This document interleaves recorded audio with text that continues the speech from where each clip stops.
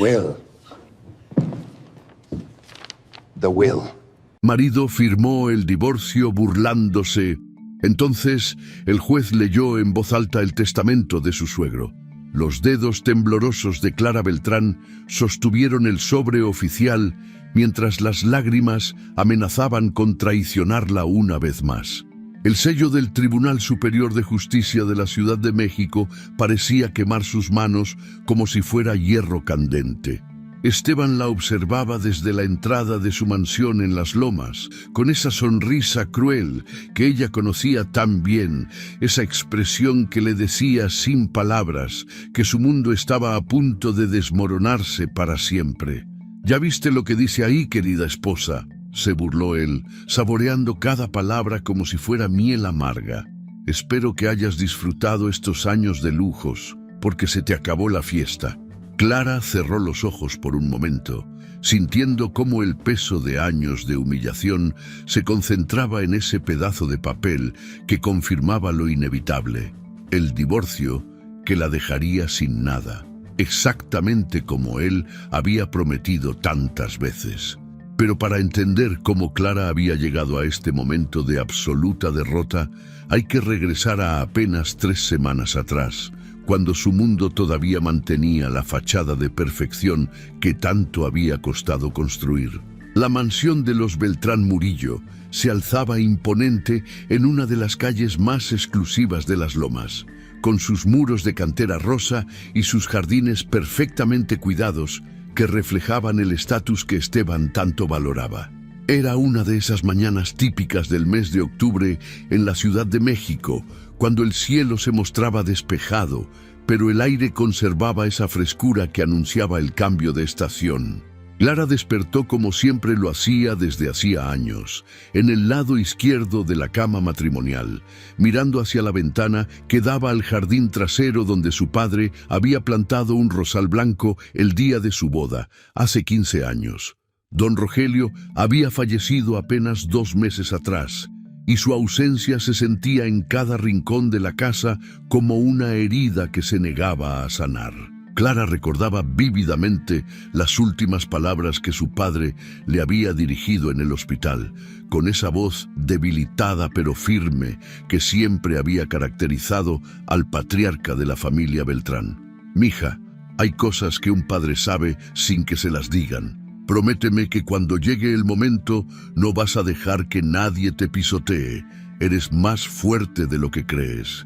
En ese momento, Clara había interpretado esas palabras como el delirio de un hombre enfermo, pero ahora, mientras observaba cómo Esteban se preparaba para salir sin siquiera dirigirle la palabra, comenzaba a entender que quizás su padre había visto algo que ella se negaba a reconocer.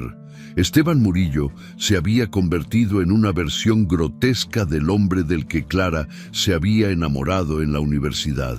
A los 42 años conservaba esa postura que siempre había llamado la atención, pero su carácter se había tornado cada vez más despótico y cruel. La muerte de don Rogelio había liberado algo oscuro en él, como si la presencia del suegro hubiera sido lo único que mantenía controlada su naturaleza más tóxica.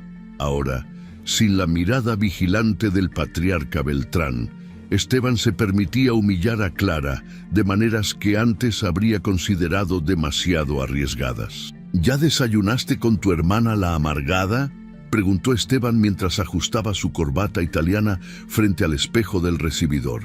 Su tono era despectivo, cargado de esa ironía que usaba para referirse a María Fernanda, quien había estado visitando la casa con más frecuencia desde el funeral de su padre.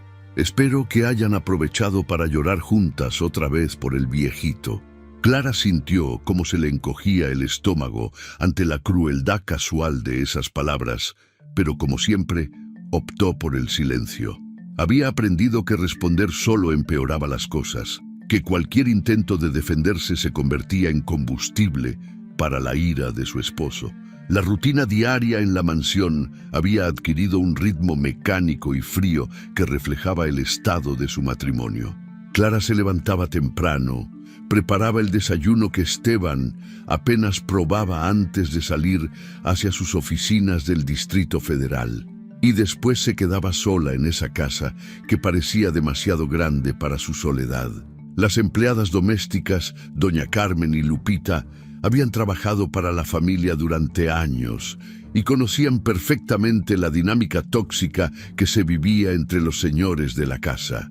Ambas mujeres trataban a Clara con una mezcla de respeto y lástima que resultaba más dolorosa que cualquier comentario directo.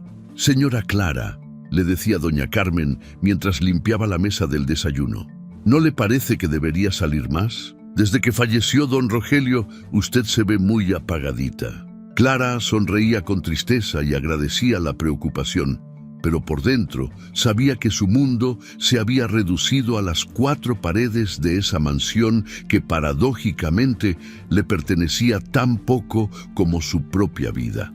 Los recuerdos de humillación se acumulaban en la memoria de Clara como capas de dolor que se superponían unas sobre otras. Recordaba vívidamente la cena de aniversario del año anterior, cuando Esteban había invitado a varios socios comerciales y sus esposas a celebrar los 14 años de matrimonio. Durante la velada, él había hecho comentarios despectivos sobre la inutilidad doméstica de Clara, riéndose de cómo ella ni siquiera sabía manejar una chequera y de cómo había tenido que enseñarle todo desde cero porque venía de una familia muy protegida. Los invitados habían reído incómodamente, pero Clara había permanecido en silencio, fingiendo que los comentarios no la afectaban, convencida de que si mostraba paciencia y amor incondicional, eventualmente Esteban recordaría al hombre del que se había enamorado. María Fernanda Beltrán llegó esa tarde como venía haciéndolo desde el funeral de su padre, con esa actitud indefinible que mezclaba preocupación genuina por su hermana mayor con algo que Clara no lograba identificar completamente. A los 35 años, María Fernanda había construido una carrera exitosa como arquitecta, pero siempre había vivido bajo la sombra de la relación especial que Clara mantenía con don Rogelio. «¿Cómo estás, hermana?», preguntó mientras se sentaba en la sala principal de la casa, observando con ojos críticos la decoración que reflejaba más el gusto de Esteban que el de Clara. «Te noto muy callada últimamente, más de lo usual». Clara sirvió té de manzanilla en las tazas de porcelana que habían sido regalo de bodas de sus padrinos, tratando de mantener las manos firmes mientras sentía la mirada escrutadora de su hermana menor. «Estoy bien, María. Solo han sido meses difíciles desde que murió papá». María Fernanda asintió con una expresión que no lograba ocultar completamente cierta impaciencia. «Sí, ha sido duro para todas. Pero la vida continúa, Clara. No puedes quedarte eternamente llorando». Había algo en el tono de María Fernanda que sugería capas más profundas de significado, como si estuviera preparando el terreno para una conversación más importante que aún no llegaba. Esa noche, después de una cena silenciosa donde Esteban apenas había dirigido la palabra a Clara, ella se encontró sola en el estudio de su difunto padre, rodeada de los libros y documentos que don Rogelio había acumulado durante sus décadas como empresario. El olor a cuero y tabaco que siempre había caracterizado ese espacio ahora le resultaba reconfortante y doloroso a la vez. Clara tomó entre sus manos una fotografía familiar del día de su boda, donde aparecía radiante junto a Esteban, flanqueados por don Rogelio y su difunta madre. En esa imagen, todos sonreían con esa felicidad que solo es posible cuando el futuro parece lleno de promesas cumplibles. «¿Qué estarás haciendo ahí, escondiéndote como siempre?». La voz de Esteban la sobresaltó desde la puerta del estudio. Él la observaba con esa mezcla de fastidio y superioridad que se había vuelto su expresión predeterminada cuando se dirigía a ella. «Espero que no andes hurgando en papeles que no entiendes. Ya bastantes problemas tenemos sin que te pongas a jugar a la viuda heredera». Clara sintió cómo se le aceleraba el corazón, no por nerviosismo, sino por una chispa de algo que no había sentido en años. indignación. Pero como siempre, esa chispa se apagó antes de convertirse en llama, sofocada por años de condicionamiento que le habían enseñado que responder solo empeoraba las cosas. Los días siguientes transcurrieron en esa rutina de silencios pesados y comentarios hirientes que se había vuelto la normalidad en la vida de Clara. Esteban salía cada mañana hacia sus oficinas, donde manejaba las inversiones que había hecho con el dinero de la dote que don Rogelio había entregado al momento del matrimonio. Clara había descubierto años atrás que su esposo no tenía realmente la formación empresarial que había presumido durante el noviazgo, y que su éxito económico dependía enteramente de los recursos de la familia Beltrán. Sin embargo, Esteban había logrado convertir esa dependencia financiera en una narrativa donde él era el proveedor magnánimo y Clara, la esposa mantenida, que debía agradecer cada lujo que él le permitía disfrutar. Una mañana, mientras Clara organizaba los papeles del escritorio de su padre, encontró una carta que don Rogelio había comenzado a escribir, pero nunca había terminado. La caligrafía elegante y firme que ella conocía también decía: «Mi querida Clara, si estás leyendo esto es porque ya no estaré contigo para protegerte como siempre quise hacer. He observado durante años cómo ese hombre ha ido apagando tu luz poco a poco, y me duele en el alma no haber intervenido más directamente. Pero quiero que sepas que un padre siempre...». La carta se interrumpía ahí, como si don Rogelio hubiera sido interrumpido en el momento de escribirla, y Clara sintió cómo las lágrimas empañaban su visión mientras imaginaba a su padre luchando con las palabras que nunca pudo terminar.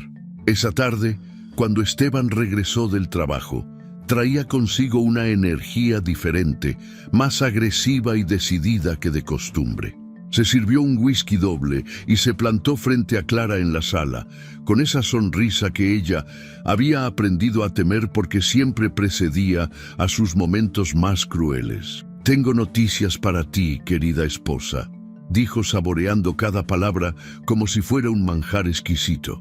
«He estado hablando con mis abogados y creo que es momento de que nuestra farsa de matrimonio llegue a su fin. Ya me cansé de cargar contigo como si fueras un mueble más de esta casa». Clara sintió cómo el mundo se tambalea a su alrededor, aunque en el fondo de su corazón sabía que este momento llegaría eventualmente. «¿De qué estás hablando, Esteban?», logró articular con una voz que apenas reconocía como suya. Él se rió con esa carcajada que no tenía nada de humor y todo de crueldad. «Hablo de divorcio, mi querida e inútil esposa. Y para que no te hagas ilusiones, mis abogados ya revisaron todo. Como tú nunca aportaste nada a este matrimonio, y yo fui el que construyó todo lo que tenemos, te vas a quedar exactamente con lo que trajiste. Nada». El golpe de esas palabras fue como recibir una bofetada física, pero Clara descubrió que después de tantos años de humillaciones menores, su capacidad de sorprenderse se había embotado considerablemente. «¿Y la casa? ¿Y las cosas de mi padre?», preguntó con una voz que sonaba extrañamente tranquila, considerando la tormenta que se desataba en su interior. Esteban se acercó a ella con esa sonrisa depredadora que usaba cuando saboreaba una victoria. «La casa está a mi nombre desde que nos casamos, porque tu papito confiaba en mí, y las cosas del viejo ya las revisé. Puras baratijas sentimentales que no valen nada real». Durante los días siguientes, Clara vivió en una especie de limbo emocional, como si estuviera observando su propia vida desde afuera. Esteban se había vuelto aún más despectivo, si es que eso era posible, haciendo comentarios constantes sobre cómo ella tendría que aprender a vivir en el mundo real y sobre cómo debería agradecerle todos estos años de manutención. María Fernanda venía a visitarla con más frecuencia, pero sus conversaciones tenían un tono extraño, como si su hermana menor estuviera evaluando la situación desde ángulos que Clara no lograba comprender completamente. El día que llegó la citación oficial del tribunal, Clara estaba sola en la casa. Doña Carmen había salido a hacer las compras y Lupita estaba lavando ropa en la azotea cuando el mensajero tocó el timbre de la entrada principal. Clara firmó de recibo con manos que temblaban ligeramente y cuando abrió el sobre y leyó el encabezado oficial del Tribunal Superior de Justicia de la Ciudad de México, sintió que algo dentro de su pecho se rompía definitivamente. La fecha de la audiencia estaba programada para la semana siguiente y los documentos hablaban de división de bienes matrimoniales, con un lenguaje legal que ella apenas comprendía, pero que sonaba ominoso y definitivo. Cuando Esteban llegó esa noche y vio el sobre en las manos de Clara, su sonrisa de triunfo fue tan amplia que parecía desencajarle la cara. ¿Ya llegó tu boleto de salida?, preguntó con esa crueldad casual que había perfeccionado a lo largo de los años. Espero que estés preparada para volver al mundo real, porque la fiesta se acabó. Clara lo miró sin decir nada, sintiendo como algo profundo en su interior comenzaba a moverse, algo que había estado dormido durante tantos años de silencio y sumisión. Esa noche, Clara se quedó despierta hasta muy tarde, sentada junto a la ventana de su habitación, observando las luces de la ciudad que se extendía más allá de los muros de las lomas. Por primera vez en años, no estaba pensando en cómo arreglar su matrimonio o en cómo reconquistar el amor de Esteban.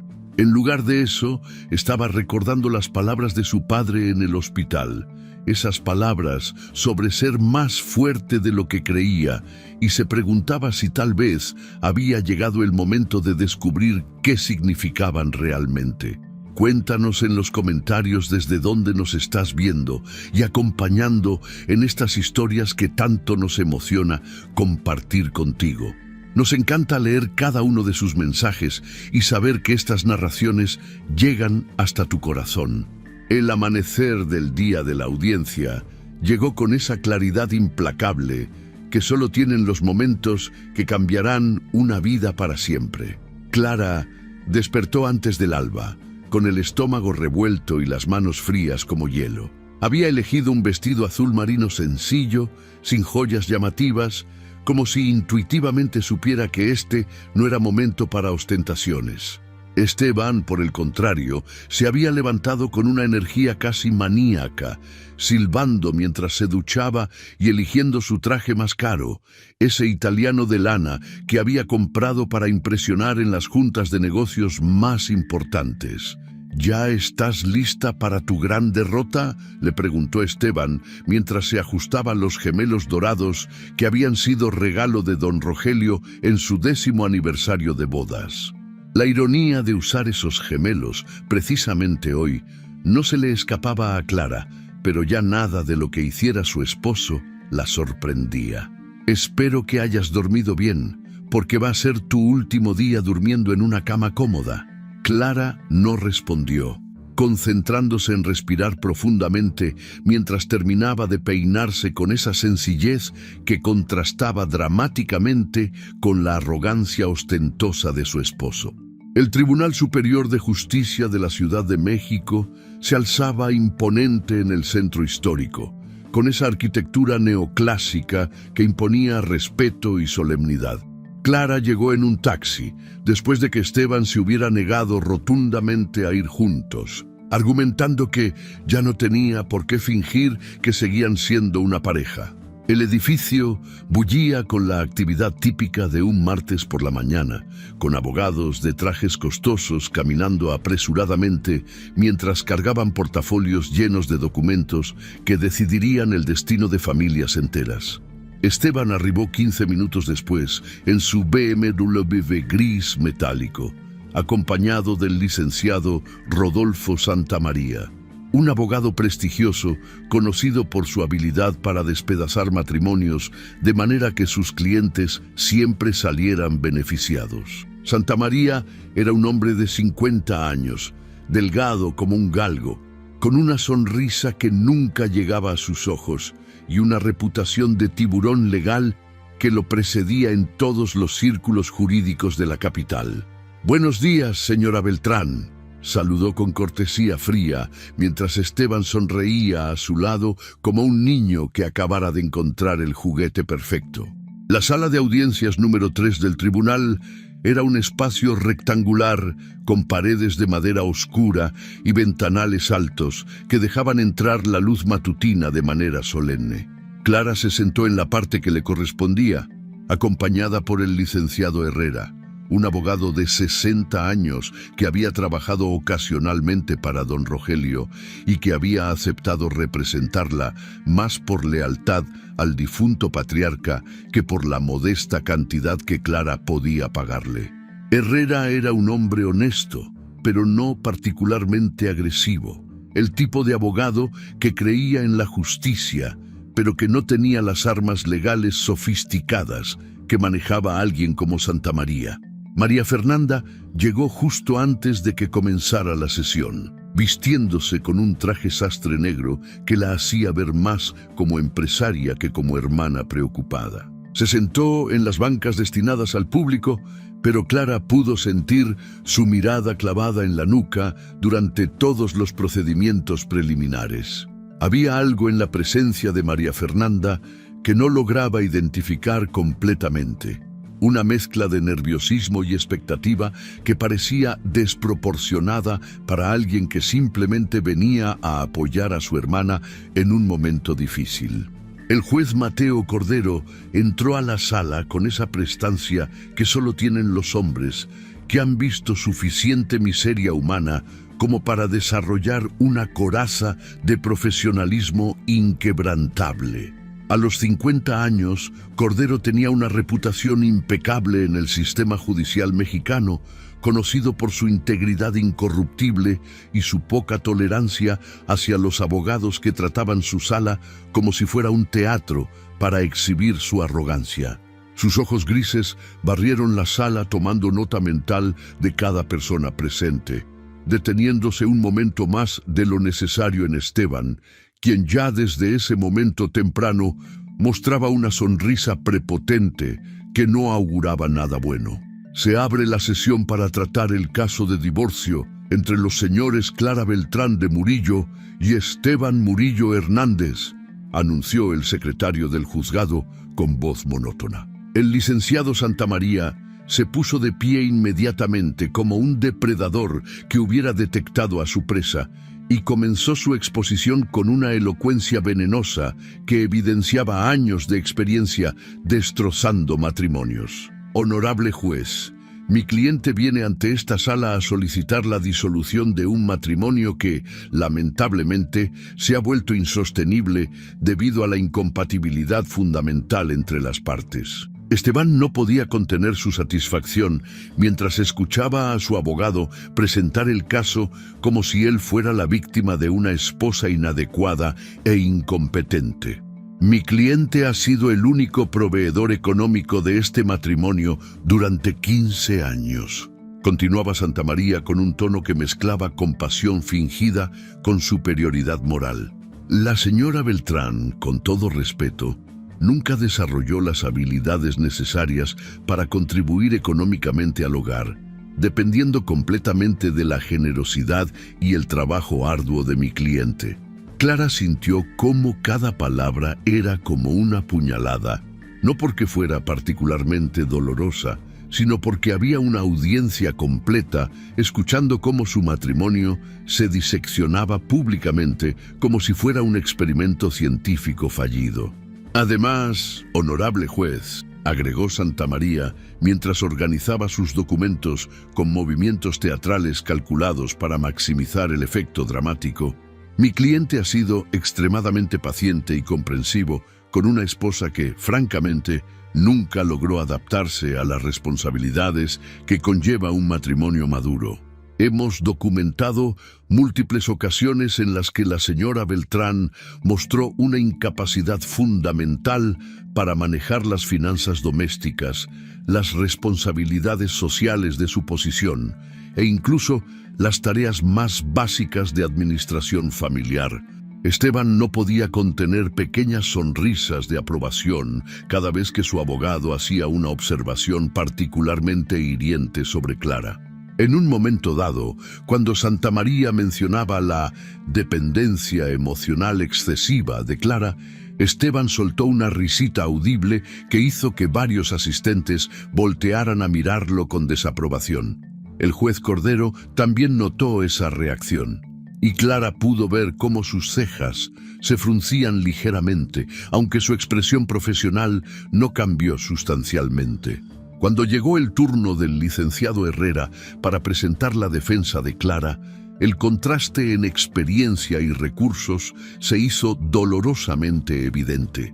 Herrera era un buen hombre con intenciones nobles, pero no tenía las herramientas retóricas sofisticadas que Santamaría manejaba con la precisión de un cirujano. Honorable juez, mi clienta ha sido una esposa devota y leal durante 15 años de matrimonio.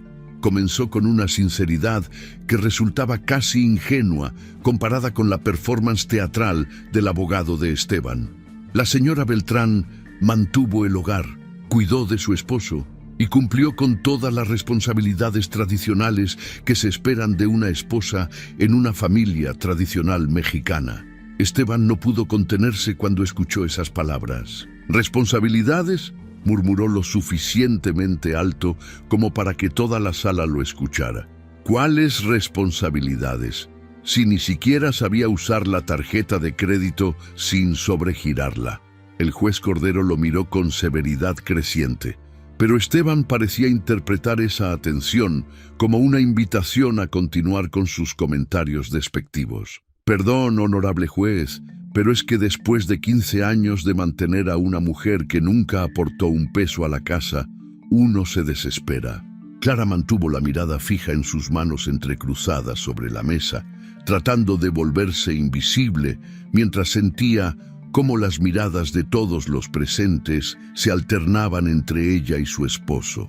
María Fernanda se había tensado visiblemente en su asiento y Clara podía sentir la incomodidad de su hermana irradiando desde las bancas del público como ondas de calor. El licenciado Herrera intentó continuar con su presentación, pero la atmósfera en la sala se había vuelto tóxica con los comentarios constantes e inapropiados de Esteban. Mi cliente solicita una división equitativa de los bienes matrimoniales, continuó Herrera con determinación admirable, ignorando las interrupciones. La casa familiar, las cuentas bancarias y los activos que se acumularon durante el matrimonio deben ser divididos considerando el aporte no económico pero invaluable que la señora Beltrán hizo durante todos estos años. Santamaría se puso de pie inmediatamente para objetar, pero antes de que pudiera hablar, Esteban soltó una carcajada que resonó por toda la sala como el graznido de un cuervo. ¿Aporte no económico?, repitió Esteban con una crueldad que heló la sangre de todos los presentes. ¿A qué se refiere exactamente? ¿A ver telenovelas toda la tarde? ¿A gastar mi dinero en cosas inútiles? Porque si hablamos de aportes reales, mi querida exesposa nunca trajo ni un centavo a esta casa. El juez Cordero golpeó su martillo con fuerza considerable, y su voz, cuando habló, tenía un filo de advertencia que cualquier persona sensata habría reconocido como una señal para moderarse. Señor Murillo, le voy a pedir que se limite a escuchar y que deje que su abogado hable por usted. Este tribunal exige respeto y decoro, pero Esteban parecía ebrio con su propia crueldad, como si cada palabra hiriente lo alimentara y le diera más energía para continuar. Claro, honorable juez, tiene razón, solo que, después de tantos años, uno se acostumbra a tener que explicarle todo a Clara, porque sola nunca entiende nada. Esa última frase la pronunció volteándose directamente hacia Clara, con una sonrisa que no tenía nada de humor, y todo de sadismo puro. Santamaría trató de controlar a su cliente con gestos discretos, pero Esteban había encontrado su ritmo y no iba a detenerse. Cuando llegó el momento de firmar los documentos preliminares del divorcio, Esteban tomó la pluma con una ceremonia exagerada, como si estuviera firmando un tratado de paz después de ganar una guerra. Finalmente, murmuró mientras firmaba con flourishes dramáticos, me libero de 15 años de cargar con una mujer que nunca fue más que una mantenida elegante. El silencio que siguió a esa declaración fue tan absoluto que se podía escuchar el tic-tac del reloj de pared en el fondo de la sala. Clara sintió como si todas las personas presentes estuvieran conteniendo el aliento, esperando a ver cómo reaccionaría ella ante semejante humillación pública. Pero Clara no reaccionó. Simplemente siguió con la mirada fija en sus manos, respirando pausadamente, como si estuviera meditando o rezando en silencio. María Fernanda se había puesto rígida como una estatua en su asiento, y su rostro mostraba una mezcla compleja de emociones que incluía vergüenza ajena, indignación y algo más que Clara no podría haber identificado aunque hubiera volteado a mirarla. El juez Cordero observaba la escena con una expresión que se había endurecido considerablemente durante los últimos minutos, y Clara pudo notar cómo sus nudillos se habían puesto blancos de tanto apretar el martillo. «Honorable juez», intervino Santamaría tratando de redirigir la atención hacia asuntos más técnicos y menos emocionales. Como puede ver en los documentos que hemos presentado, la casa familiar está registrada a nombre de mi cliente desde el momento del matrimonio. Las cuentas bancarias fueron abiertas y manejadas exclusivamente por él, y no existe evidencia documental de ningún aporte económico por parte de la señora Beltrán durante los 15 años de matrimonio. Esteban asintió vigorosamente con cada punto que mencionaba su abogado, como un estudiante entusiasta que finalmente hubiera encontrado las respuestas correctas en un examen difícil. «Exacto, exacto», murmuró con satisfacción visible. «Todo está documentado. Clara nunca puso un peso de su propio dinero en nada de lo que tenemos, porque nunca tuvo dinero propio.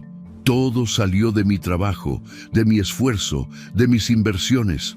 El licenciado Herrera hizo un intento valiente de defender a su clienta, presentando argumentos sobre el valor del trabajo doméstico no remunerado y el concepto legal de sociedad conyugal, pero sus palabras sonaban débiles y anticuadas comparadas con la documentación exhaustiva que había presentado Santamaría. Mi clienta dedicó su vida entera a mantener el hogar y apoyar la carrera de su esposo, argumentó con una dignidad que contrastaba dolorosamente con los recursos limitados que tenía a su disposición. Ese sacrificio debe ser reconocido y compensado apropiadamente. ¡Sacrificio! Esteban prácticamente gritó la palabra, levantándose de su asiento a pesar de las miradas de advertencia tanto de su abogado como del juez. ¿Cuál sacrificio? ¿Vivir en una mansión en las lomas? ¿Tener empleadas que hicieran todo el trabajo de la casa? ¿Viajar a Europa cada año? Si eso es sacrificio, entonces yo no sé qué es comodidad. Su voz se había vuelto estridente, y Clara pudo ver cómo algunos de los asistentes en las bancas del público intercambiaban miradas incómodas ante semejante espectáculo de crueldad pública.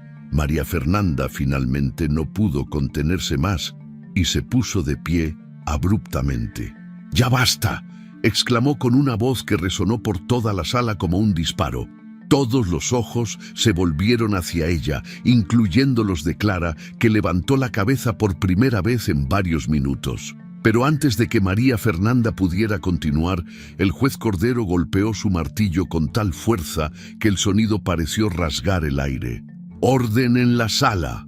La voz del juez Cordero tenía ahora un tono de autoridad absoluta que no admitía discusión. «Señora Beltrán, tome asiento inmediatamente o tendré que pedirle que abandone la sala. Y señor Murillo, si vuelve a interrumpir o a hacer comentarios inapropiados, lo encontraré en desacato al tribunal». Esteban se sentó con una sonrisa que trataba de parecer contrita, pero que no lograba ocultar su satisfacción maliciosa. María Fernanda se sentó también, pero Clara pudo ver que sus manos temblaban ligeramente. Después de revisar todos los documentos presentados por ambas partes, el juez Cordero comenzó a dictaminar la división de bienes con un tono profesional que no revelaba sus sentimientos personales sobre el comportamiento que había presenciado. Basándose en la evidencia presentada y la legislación aplicable, este tribunal determina que la casa ubicada en Las Lomas, al estar registrada a nombre del señor Murillo desde antes del matrimonio, permanecerá como su propiedad exclusiva. Clara sintió como si le hubieran dado un puñetazo en el estómago, pero se mantuvo inmóvil. Las cuentas bancarias conjuntas, que ascienden a aproximadamente 200,000 pesos, serán divididas equitativamente entre ambas partes, continuó el juez, mientras Esteban sonreía con satisfacción creciente. Sin embargo, la señora Beltrán tendrá derecho a una pensión alimenticia temporal de 10,000 pesos mensuales durante un periodo de 2 años, considerando la duración del matrimonio y la disparidad económica entre las partes. Esteban frunció el ceño ante esta última parte, pero Santa María le hizo un gesto discreto, indicándole que no dijera nada. Cuando llegó el momento de la firma final de los documentos de divorcio, Esteban prácticamente se pavoneó hacia la mesa del secretario. Tomó la pluma con una ceremonia exagerada y firmó con movimientos amplios y teatrales, como si estuviera autografiando la portada de una revista. Por fin, murmuró lo suficientemente alto como para que Clara lo escuchara, libre de la carga más pesada de mi vida.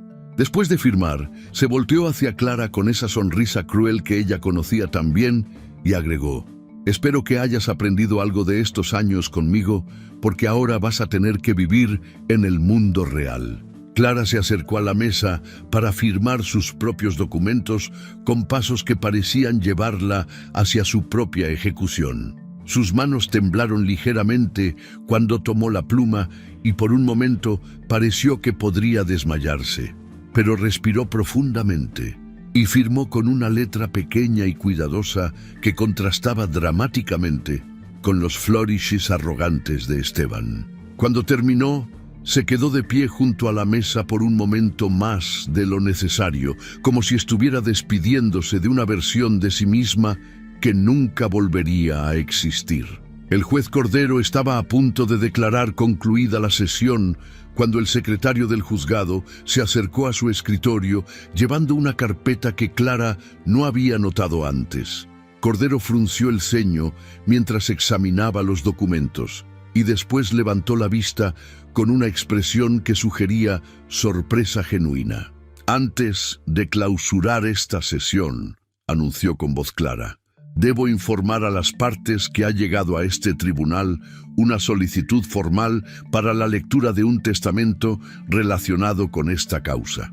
El silencio que siguió fue diferente a todos los silencios anteriores.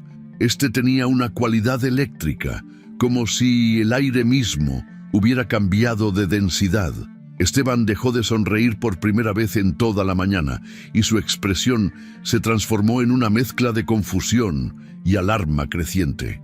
María Fernanda se había quedado completamente inmóvil en su asiento, como si hubiera dejado de respirar.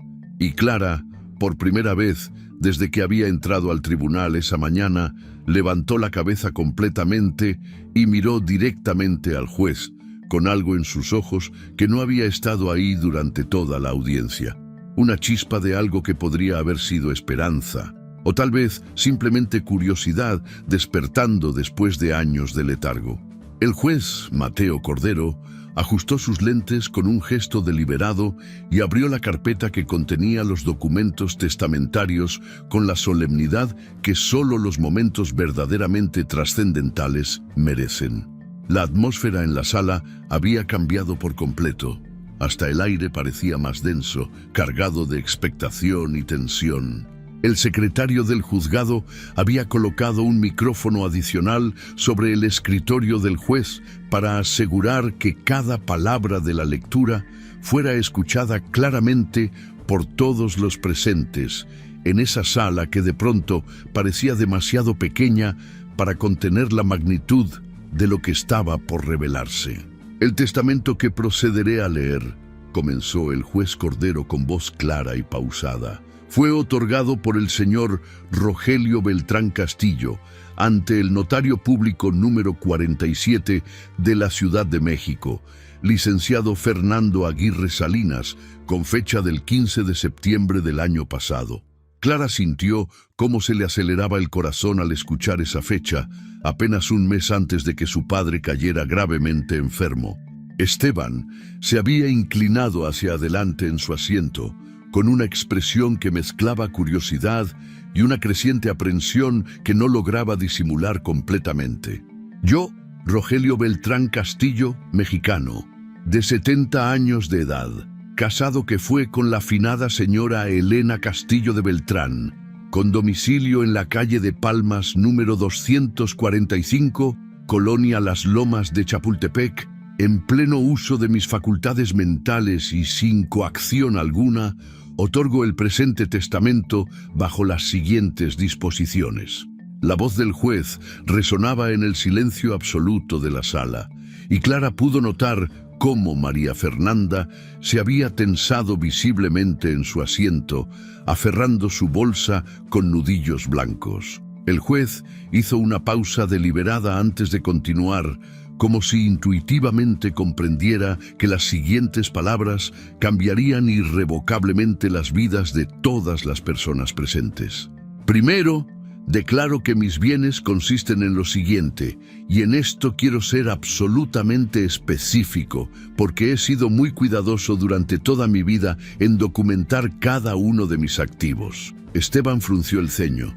Él creía conocer perfectamente la situación financiera de su suegro, y esperaba escuchar la lista modesta de propiedades y ahorros que había estimado durante años. Empresa constructora Beltrán y Asociados, con activos valuados en 35 millones de pesos, incluyendo maquinaria, contratos vigentes y proyectos en desarrollo en los estados de Jalisco, Nuevo León y Quintana Roo. Un murmullo audible recorrió la sala. Esteban se había quedado con la boca ligeramente abierta. Él había creído siempre que la constructora era una empresa pequeña y de alcance local. Inmobiliaria Las Palmas, propietaria de 17 edificios de departamentos de lujo en la Ciudad de México, Guadalajara y Monterrey, con un valor estimado de 42 millones de pesos. María Fernanda había palidecido visiblemente, y Clara pudo escuchar cómo su hermana contenía la respiración. Incluso ella estaba sorprendida. Su padre siempre había vivido con sencillez relativa, y aunque sabía que su familia tenía recursos, nunca había imaginado la magnitud real de la fortuna que don Rogelio había acumulado silenciosamente durante décadas de trabajo discreto pero extraordinariamente exitoso. Acciones diversificadas en la Bolsa Mexicana de Valores por un monto de 18 millones de pesos, distribuidas en empresas del sector energético, bancario y de telecomunicaciones. El juez continuaba leyendo con voz pausada, pero Clara podía notar cómo su expresión se había vuelto más seria, como si él mismo estuviera impresionado por las cifras que estaba pronunciando. Cuentas bancarias en Banamex, BBVA y Santander por un total de 24 millones de pesos, además de una cuenta en el Bank of America en Houston, Texas, por 2 millones de dólares americanos. Esteban se había puesto de pie sin darse cuenta, como si sus piernas lo hubieran traicionado ante la magnitud de lo que estaba escuchando. Su abogado, Santa María, tiraba discretamente de su saco, tratando de hacerlo sentar, pero Esteban parecía haberse quedado paralizado por la incredulidad. Además, continuó el juez implacablemente, 3 propiedades en Valle de Bravo, una casa en Cuernavaca, un rancho de 200 hectáreas en Michoacán y diversos terrenos con potencial de desarrollo urbano en la periferia de la Ciudad de México, todo valuado en conjunto en aproximadamente 15 millones de pesos. El silencio que siguió a esta enumeración de activos fue tan profundo que Clara pudo escuchar su propio pulso resonando en sus oídos. La fortuna total de su padre ascendía a más de 130 millones de pesos, una cantidad que convertía a la familia Beltrán en una de las más acaudaladas del país, muy lejos de la imagen de próspera pero modesta familia de clase media alta que todos habían mantenido durante años. Segundo, continuó el juez después de beber un sorbo de agua, nombro como mi heredera universal a mi hija Clara Beltrán de Murillo, quien recibirá la totalidad de mis bienes, derechos y acciones, con excepción de las disposiciones específicas que se detallarán más adelante. Clara sintió como si el mundo se hubiera detenido de girar. Todas las miradas de la sala estaban clavadas en ella, pero por primera vez en años, no se sentía pequeña o invisible bajo esa atención. Algo profundo en su interior comenzaba a despertar, algo que había estado dormido durante tanto tiempo que había olvidado que existía. Esteban finalmente logró articular palabras, aunque su voz sonaba estrangulada y apenas reconocible.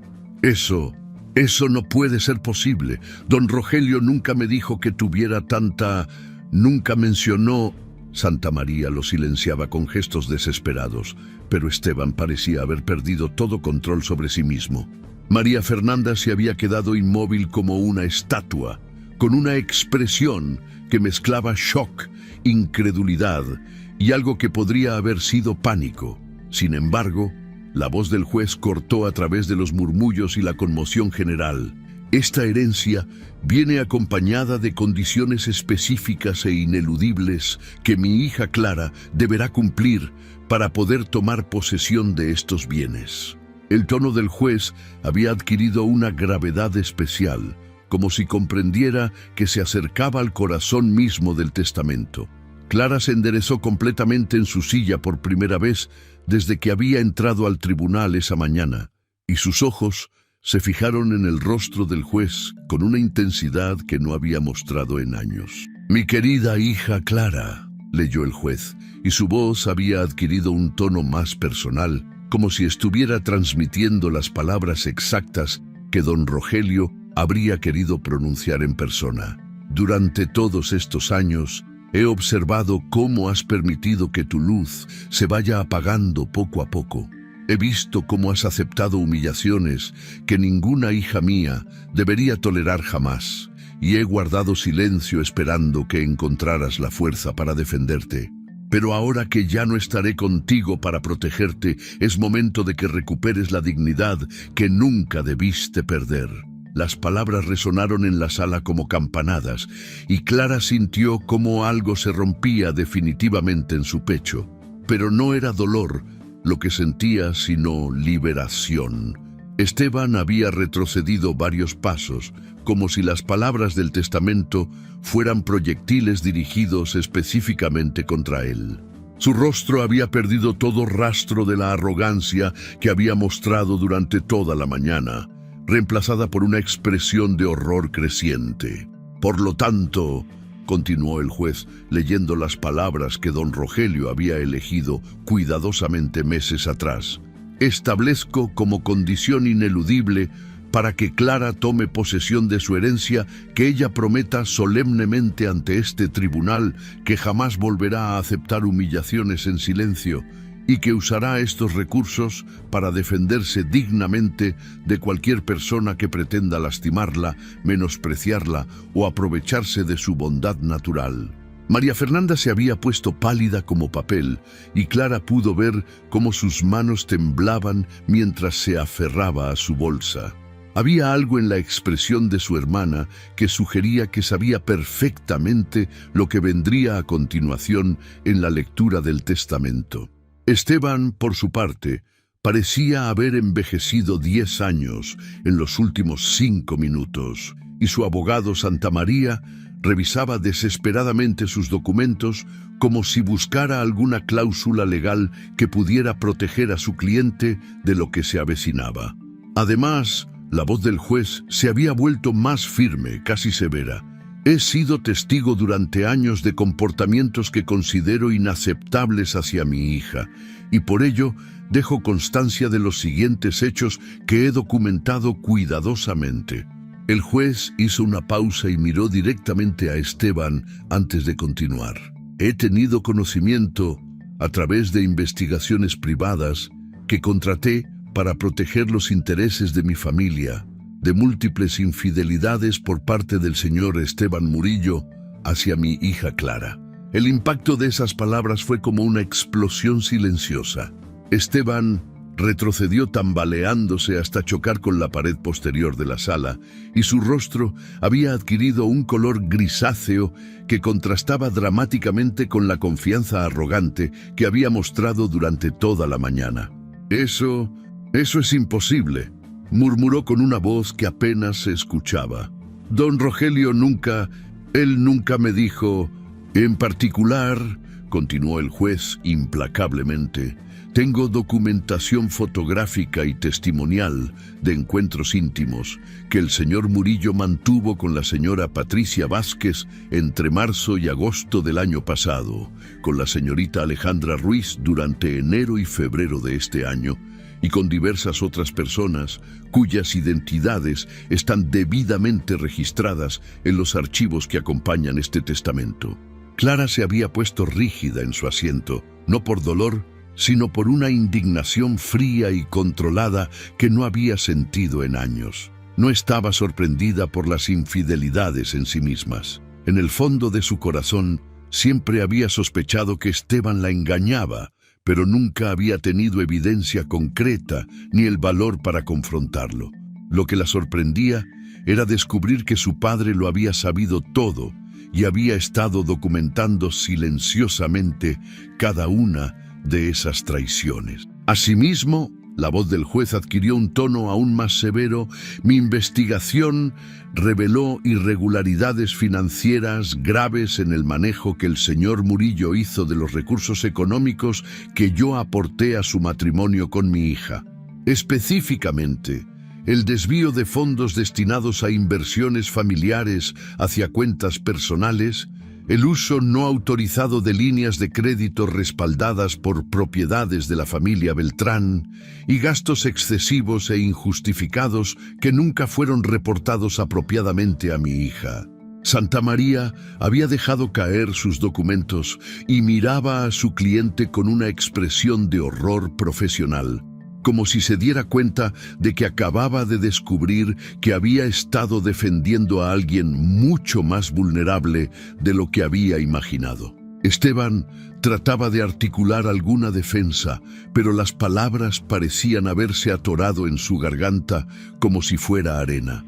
En cuanto a mi hija María Fernanda, continuó el juez, y la aludida se tensó como si hubiera recibido una descarga eléctrica, dejo constancia de que durante los últimos 2 años de mi vida recibí múltiples visitas de su parte en las que intentó influir en mis decisiones testamentarias, sugiriendo que Clara era demasiado ingenua para manejar responsabilidades financieras importantes y que sería más prudente dividir la herencia de manera diferente.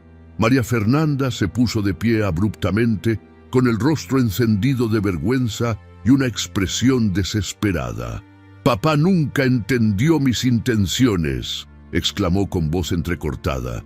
«Yo solo quería proteger a Clara. Sabía que Esteban se iba a aprovechar de ella». Pero el juez continuó leyendo sin hacerle caso a la interrupción, y María Fernanda se dejó caer en su asiento como si sus piernas hubieran cedido bajo el peso de la revelación pública de sus maniobras secretas. Por todas estas razones, la voz del juez resonaba ahora con una autoridad que parecía venir directamente de la tumba de don Rogelio. Establezco las siguientes disposiciones adicionales e irrevocables. Clara se había enderezado completamente en su asiento y por primera vez en años su columna vertebral estaba perfectamente recta, como si algo en su interior hubiera recordado cómo se sentía estar verdaderamente de pie. Si mi hija Clara es objeto de divorcio como consecuencia de maltrato, humillación o desprecio por parte de su esposo, el señor Esteban Murillo no solo será excluido permanentemente de cualquier beneficio relacionado con los bienes de la familia Beltrán, sino que deberá pagar a mi hija una compensación por daño moral equivalente al 20% del valor total de mi patrimonio. El juez hizo una pausa para que la magnitud de esa cifra se asentara en la mente de todos los presentes. 20% de 130 millones de pesos equivalía a 26 millones de pesos que Esteban tendría que pagar de su propio patrimonio. Esteban había comenzado a hiperventilar y su abogado Santamaría lo sostenía del brazo tratando de mantenerlo de pie.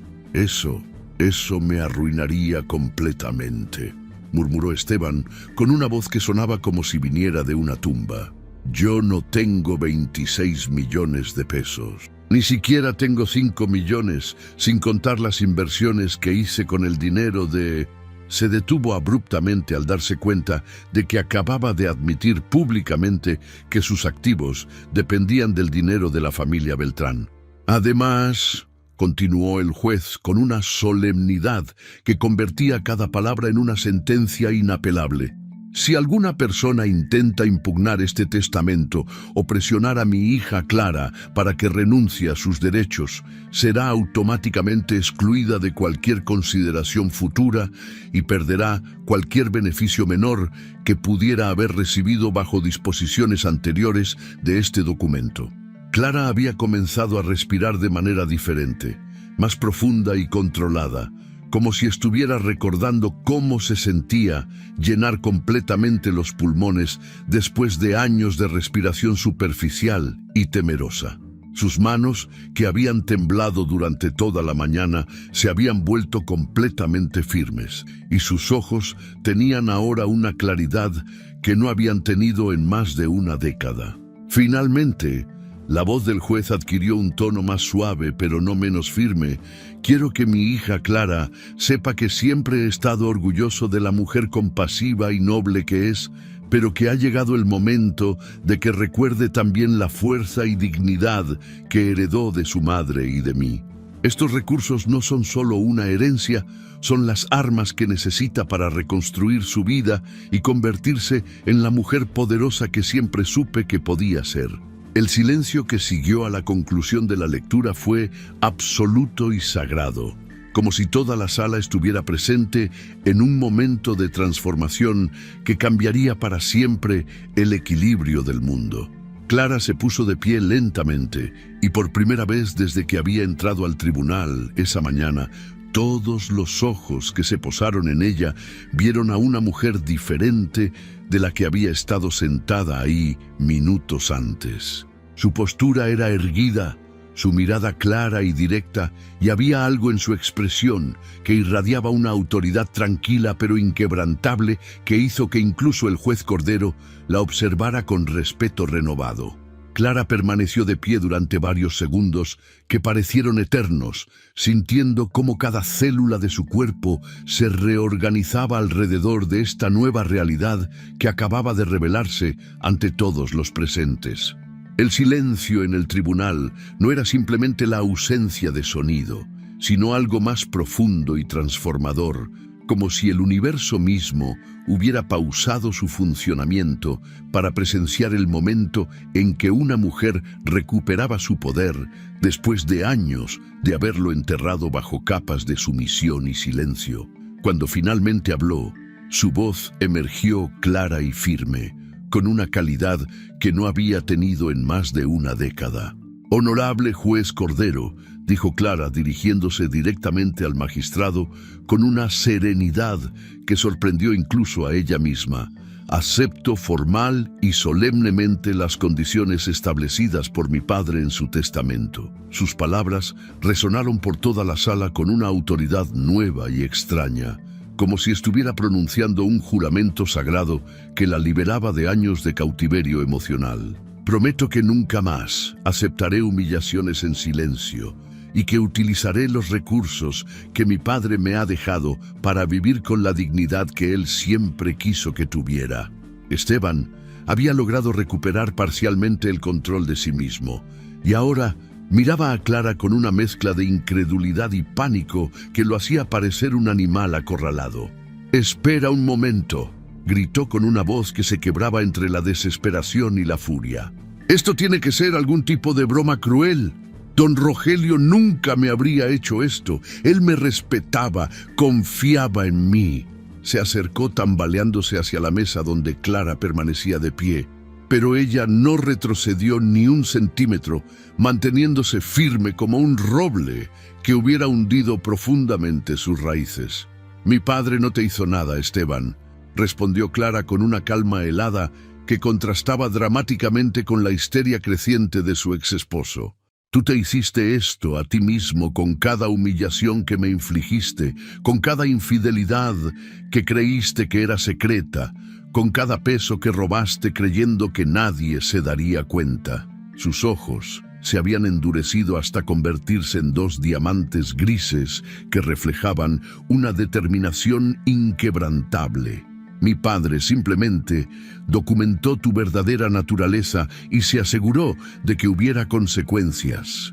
El juez Cordero golpeó su martillo con fuerza cuando Esteban trató de interrumpir nuevamente.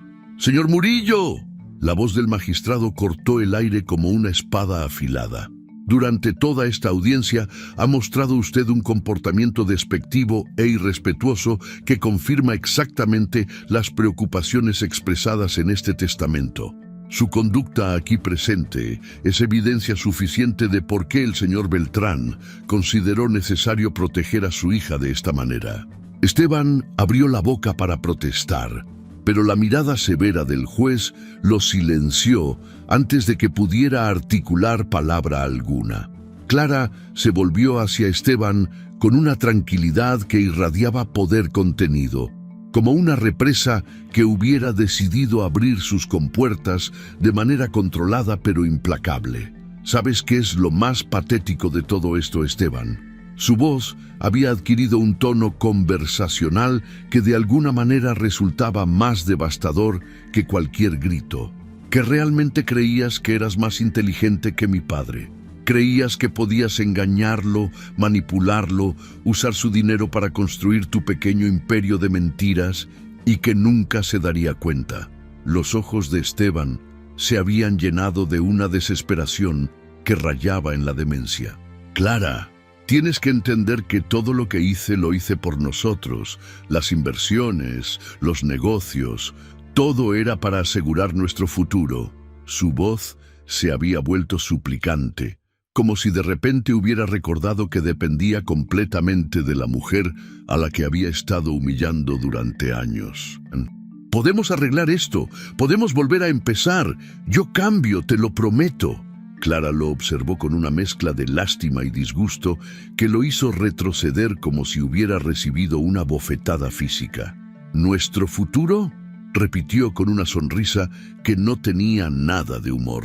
«Esteban, tú destruiste nuestro futuro cada vez que decidiste engañarme, cada vez que me hiciste sentir pequeña e insignificante, cada vez que usaste mi amor como una debilidad para manipularme». Se acercó un paso hacia él y Esteban retrocedió instintivamente. «No hay nosotros, Esteban. Nunca lo hubo realmente. Solo había un hombre egoísta usando a una mujer que lo amaba demasiado como para ver lo que realmente era». María Fernanda, que había permanecido paralizada en su asiento desde la revelación de sus intentos de manipular el testamento, finalmente encontró el valor para ponerse de pie. Se acercó a Clara con pasos vacilantes, como si caminara sobre hielo quebradizo. «Clara», murmuró con una voz quebrada por la vergüenza, «necesito que sepas que nunca quise lastimarte. Todo lo que dije a papá, yo pensaba que te estaba protegiendo». Sus ojos se habían llenado de lágrimas genuinas, pero Clara pudo ver que debajo de ese remordimiento había también alivio, como si finalmente se hubiera liberado de una carga que había estado cargando durante años. «¿Protegerme?». Clara se volvió hacia su hermana con una expresión que mezclaba comprensión y decepción. «María Fernanda, llevamos siendo hermanas 35 años. ¿De verdad creías que no me iba a dar cuenta de que siempre habías sentido envidia por la relación que tenía con papá?» Su voz no era cruel, pero tampoco era particularmente cálida. La diferencia entre tú y Esteban es que tu envidia venía del amor, aunque fuera un amor torcido. La suya venía puramente de la codicia. María Fernanda se detuvo a media distancia entre su asiento y donde Clara estaba de pie, como si hubiera llegado a un abismo que no sabía cómo cruzar. «Tienes razón», admitió con una honestidad que la sorprendió a ella misma. «Siempre sentí que papá te quería más, que tú eras su favorita, y eso me carcomía por dentro. Pero cuando lo vi enfermarse, cuando me di cuenta de lo que Esteban realmente era, su voz se quebró completamente. Me aterrorizó pensar que ibas a quedarte indefensa». Clara estudió el rostro de su hermana durante varios segundos, como si estuviera evaluando la sinceridad de esas palabras. Finalmente, asintió levemente. «Papá me quería más, porque yo lo necesitaba más», dijo, con una simplicidad que contenía años de sabiduría acumulada. «Tú siempre fuiste fuerte, independiente, capaz de cuidarte sola. Yo me volví dependiente y frágil, y eso despertaba su instinto protector». Extendió una mano hacia María Fernanda, que la tomó con dedos temblorosos. «Pero ahora las dos sabemos que yo también puedo ser fuerte cuando es necesario». Esteban observaba esta reconciliación entre hermanas con una desesperación creciente que lo hacía parecer un hombre que estuviera ahogándose y viera cómo sus últimas tablas de salvación se alejaban flotando. «Clara, por favor». Su voz se había vuelto completamente suplicante, despojada de todo rastro de la arrogancia que había mostrado durante años. «No puedes dejarme arruinado.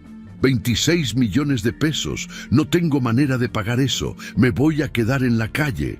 Clara se volvió hacia él con una expresión que habría podido congelar el agua. «¿En la calle?», repitió con una ironía fría. «Esteban, durante 15 años me amenazaste constantemente con dejarme en la calle si no te obedecía. Me dijiste miles de veces que sin ti yo no era nada, que no sabría cómo sobrevivir en el mundo real». Se acercó a él hasta quedar a menos de 1 metro de distancia, y Esteban pudo ver en sus ojos una determinación que nunca había estado ahí antes. «Ahora vas a descubrir exactamente cómo se siente eso». El licenciado Santamaría, que había permanecido en shock silencioso durante toda la revelación, finalmente encontró su voz profesional. «Señora Beltrán», dijo con un tono que trataba de sonar conciliador, pero que no lograba ocultar su desesperación. «Estoy seguro de que podemos llegar a un arreglo razonable que beneficie a todas las partes. Quizás una reducción en la compensación por daño moral a cambio de un divorcio sin complicaciones adicionales». «No habrá ningún arreglo», interrumpió Clara con una firmeza que hizo que el abogado retrocediera físicamente. «Mi padre estableció esas condiciones por una razón, y yo las voy a respetar al pie de la letra». Se volvió hacia el juez Cordero. «Honorable juez, solicito que se proceda inmediatamente con la ejecución de todas las cláusulas del testamento, incluyendo la compensación por daño moral que debe pagarse antes de que se finalice oficialmente el divorcio». El juez asintió con una expresión que mezclaba respeto y admiración por la transformación que había presenciado. «Así se hará, señora Beltrán. Los documentos serán procesados inmediatamente y se notificará a las autoridades correspondientes para asegurar el cumplimiento de todas las disposiciones testamentarias». Miró severamente a Esteban. «Señor Murillo, tiene usted 30 días para presentar un plan de pago para la compensación ordenada. Si no cumple con este plazo, se procederá al embargo de sus bienes hasta cubrir el monto total». Esteban se desplomó en su silla como un muñeco al que le hubieran cortado los hilos. Su rostro había adquirido un color ceniza que hacía que pareciera un hombre mucho mayor de sus 42 años. «Estoy arruinado», murmuró para sí mismo, pero lo suficientemente alto como para que todos lo escucharan. «Completamente arruinado». Levantó la vista hacia Clara con ojos que suplicaban una misericordia que sabía que no merecía. «Clara, por los buenos momentos que tuvimos, por los años que estuvimos juntos». «Los buenos momentos», Clara se rió, pero no era una risa amarga, sino algo más complejo, como si estuviera viendo su pasado desde una perspectiva completamente nueva. ¿Sabes cuál fue el mejor momento de nuestro matrimonio, Esteban? Justo ahora, cuando finalmente me libero de ti y recupero la dignidad que creí haber perdido para siempre. Se dirigió hacia la salida de la sala, pero se detuvo y se volvió una última vez. Espero que en la pobreza encuentres la humildad que nunca tuviste en la riqueza. 6 meses después, la transformación de Clara Beltrán era tan completa que quienes la habían conocido en su época de sumisión apenas podían creer que se tratara de la misma mujer.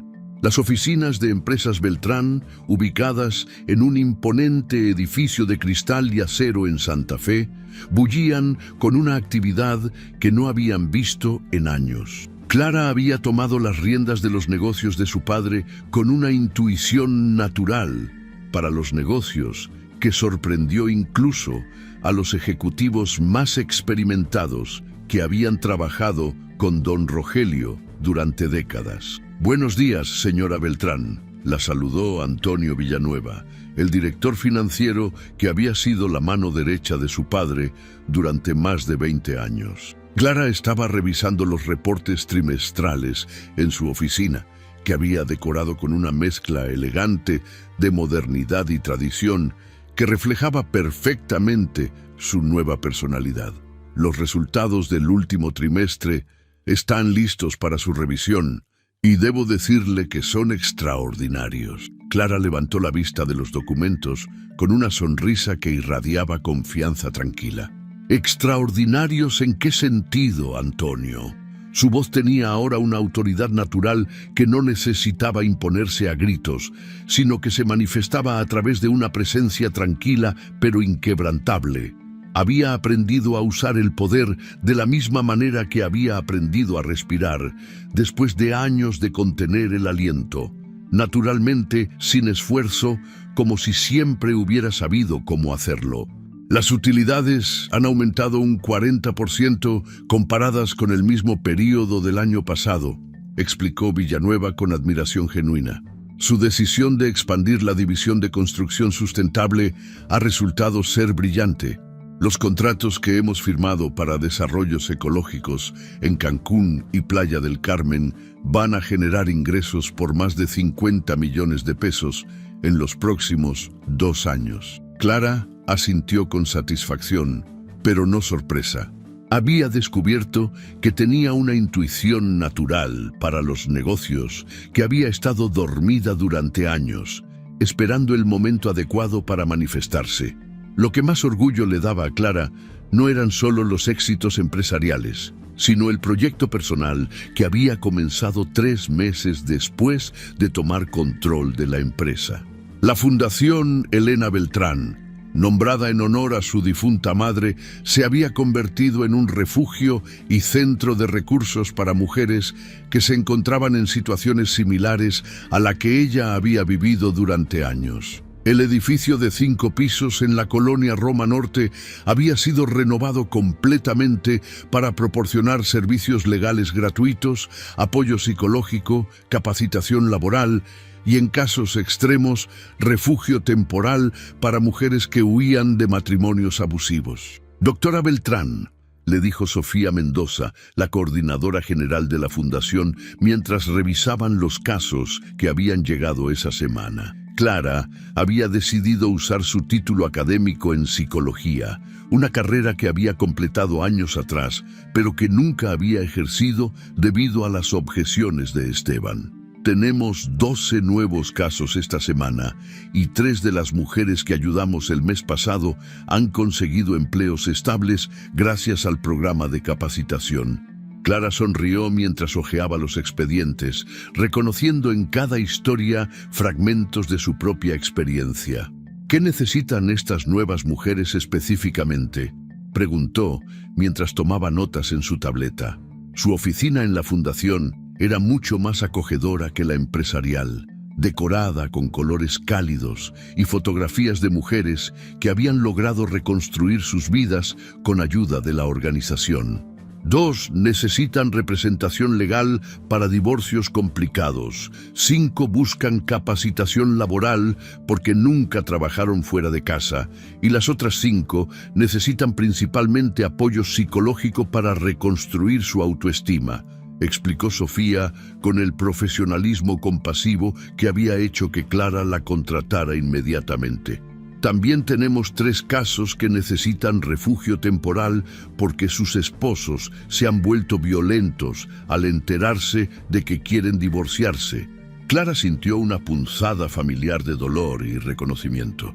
Aunque Esteban nunca había sido físicamente violento, conocía perfectamente esa escalada de abuso emocional que ocurría cuando los hombres controladores se sentían perdiendo poder sobre sus víctimas. Asegurémonos de que tengan refugio inmediatamente, dijo con firmeza, y comunícate con el licenciado Ramírez para que maneje personalmente los casos legales más complicados. No quiero que ninguna de estas mujeres tenga que enfrentar sola lo que yo enfrenté. Esa tarde, Clara tenía programada una reunión con María Fernanda, quien había pedido verla después de semanas de intercambiar mensajes cautelosos. Se encontraron en el café del lobby del Hotel Four Seasons, un territorio neutral que permitía a ambas hermanas mantener cierta formalidad mientras navegaban por su relación reconstituida. María Fernanda llegó puntualmente, vestida con un traje conservador que reflejaba su personalidad profesional, pero Clara pudo notar en sus ojos una vulnerabilidad nueva que no había estado ahí durante sus años de competencia silenciosa. «Te ves increíble», le dijo María Fernanda después de que se sentaran en una mesa junto a la ventana que daba al Paseo de la Reforma. «No solo físicamente, aunque es obvio que has cambiado, sino, no sé cómo explicarlo, irradias una energía completamente diferente». Clara había bajado de peso, no por dieta, sino porque el estrés constante de su matrimonio había desaparecido y había comenzado a vestirse con un estilo que reflejaba su nueva confianza. Elegante, pero accesible, profesional, pero femenino. «Me siento diferente», admitió Clara mientras agregaba azúcar a su café. «Es como si hubiera estado viviendo bajo el agua durante años sin darme cuenta. Y finalmente hubiera salido a la superficie y pudiera respirar realmente». Miró directamente a su hermana. «¿Cómo has estado tú, María Fernanda? Sé que estos meses han sido difíciles para toda la familia».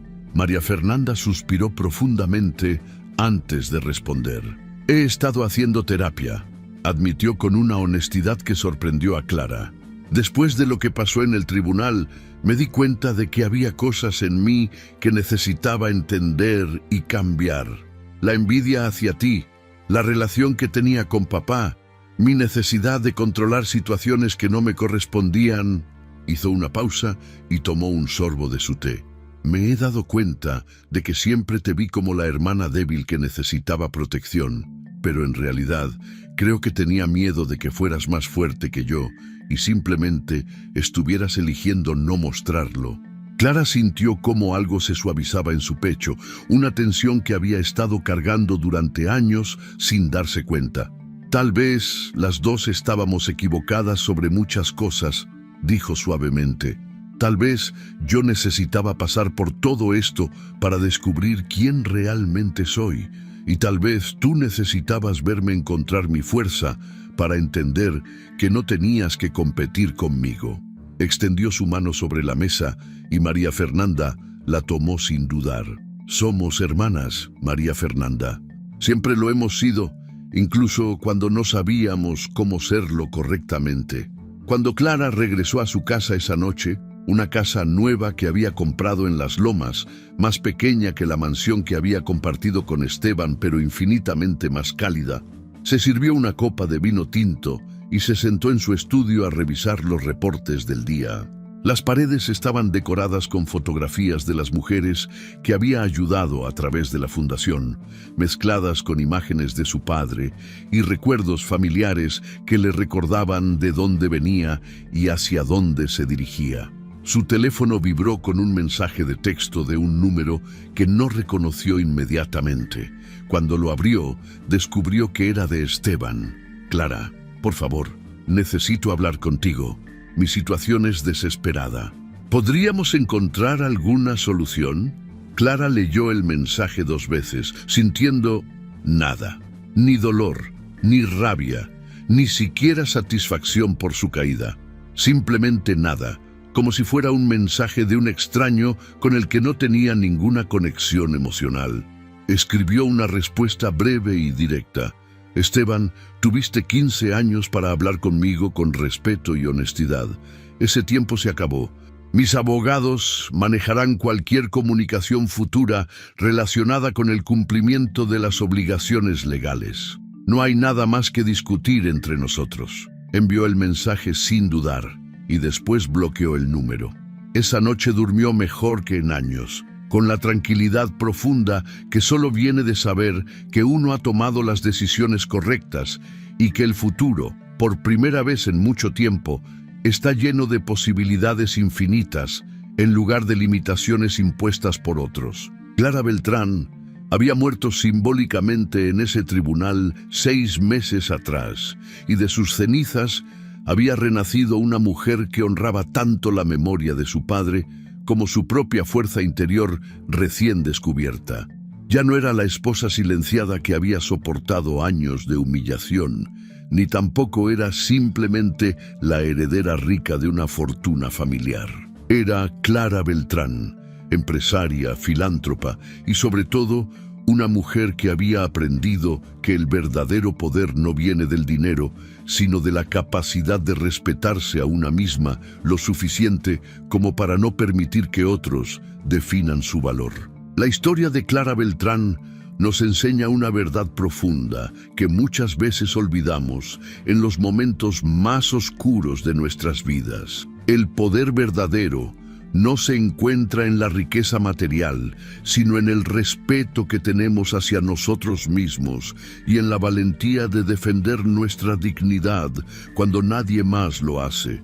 Durante 15 años, Clara permitió que las humillaciones de Esteban definieran su valor como persona, creyendo erróneamente que el amor incondicional y la paciencia infinita eventualmente transformarían a un hombre que había elegido la crueldad como su forma de relacionarse con el mundo.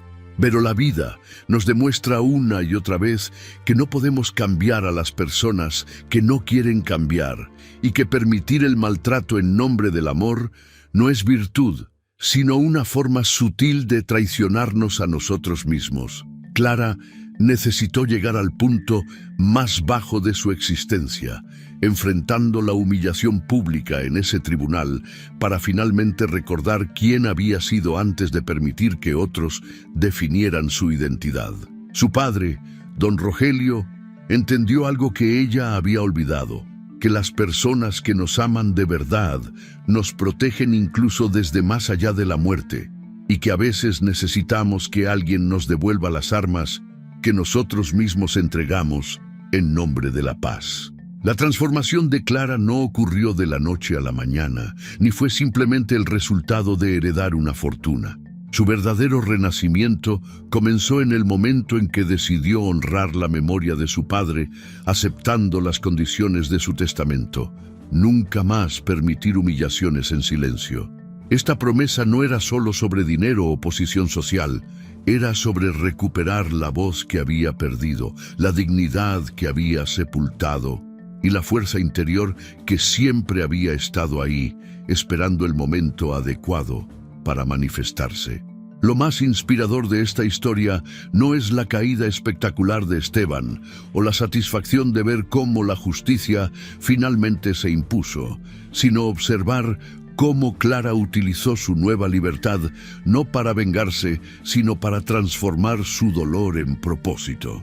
Al crear la Fundación Elena Beltrán, Clara demostró que las experiencias más difíciles de nuestra vida pueden convertirse en la fuente de nuestra mayor contribución al mundo. Cada mujer que ayudó a través de su fundación recibía no solo recursos materiales, sino algo mucho más valioso: la prueba viviente de que es posible salir de la oscuridad y reconstruir una vida llena de significado y dignidad. La reconciliación con María Fernanda nos enseña otra lección fundamental: que el amor verdadero entre hermanos puede sobrevivir incluso a años de envidias y malentendidos, siempre y cuando ambas partes estén dispuestas a reconocer sus errores y a crecer a partir de ellos. María Fernanda tuvo el valor de enfrentar sus propios demonios internos y buscar ayuda profesional, demostrando que la transformación personal es posible a cualquier edad cuando tenemos la humildad suficiente para admitir que necesitamos cambiar. Esta historia nos recuerda que nunca es demasiado tarde para recuperar nuestro poder personal, sin importar cuántos años hayamos pasado en situaciones que nos disminuían. Clara tenía 38 años cuando finalmente se liberó de su matrimonio tóxico y, en lugar de lamentarse por el tiempo perdido, utilizó su experiencia acumulada para construir una vida que honrara tanto su pasado como sus sueños futuros. Su historia es una invitación a todos nosotros para examinar nuestras propias vidas y preguntarnos: ¿dónde estamos permitiendo que otros definan nuestro valor? ¿En qué áreas de nuestra vida hemos entregado nuestro poder a cambio de una falsa sensación de seguridad? El mensaje más poderoso que nos deja Clara es que el respeto hacia uno mismo no es negociable y que establecer límites saludables no es egoísmo, sino supervivencia emocional. Su transformación de mujer silenciada a líder empoderada nos demuestra que todos llevamos dentro las semillas de nuestra propia liberación, esperando las condiciones adecuadas para florecer. A veces esas condiciones llegan en forma de crisis, otras veces como oportunidades inesperadas, pero siempre requieren de nuestra decisión consciente de elegir la dignidad sobre la comodidad y el crecimiento sobre la conformidad. Si te gustó esta historia, deja tu comentario y cuéntanos desde qué país nos estás viendo. Es muy importante para nosotros. Deja tu like y suscríbete al canal para seguir recibiendo historias increíbles como esta nueva historia que está apareciendo para ti ahora. Haz clic en la historia que está apareciendo en pantalla y sorpréndete.